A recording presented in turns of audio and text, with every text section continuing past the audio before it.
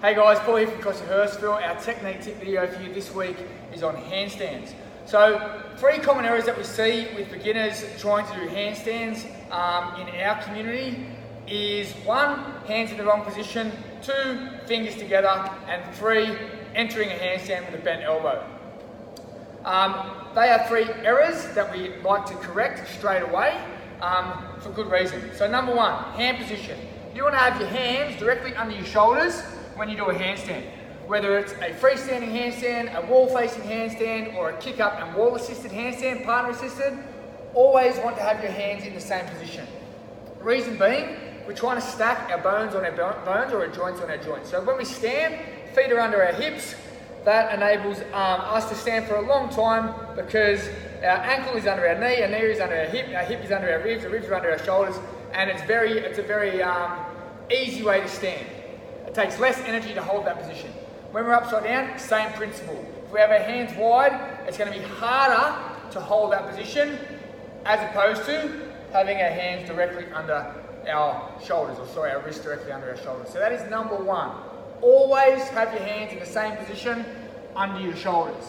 Number 2 is your fingers. So we see often people go into a handstand, hands wide, fingers together, and you have no give, okay? You want to keep your fingers spread, 1, to give you a bigger base of support and make it more stable, but 2, to be able to use those forearm muscles to help make some adjustments for what's going on through your midline and through your lower limb, okay?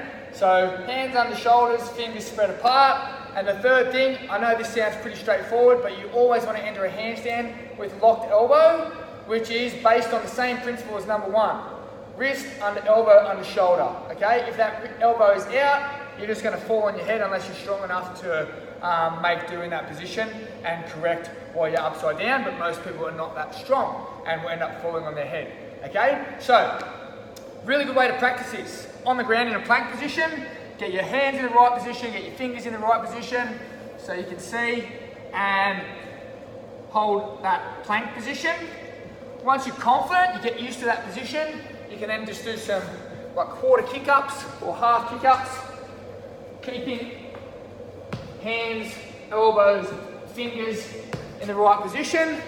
And then when you're confident, if you've had some practice, you can attempt going to the wall and kick up to the wall, making sure you keep your hands in the right position, fingers spread, and elbow locked in place.